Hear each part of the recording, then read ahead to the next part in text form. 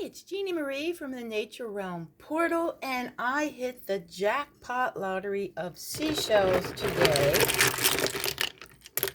at a beach in Salem. And these shells are usually rare to find in Salem.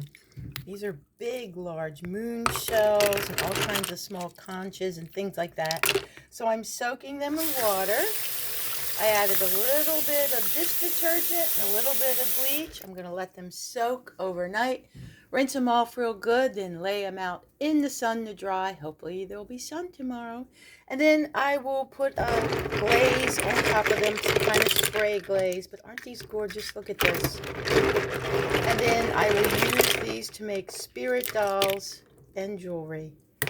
Absolutely stunning. I tell you, Mother Nature knows how to make some cool stuff. Look at this. It's the spiral sacred geometry in seashells. Okay, enjoy.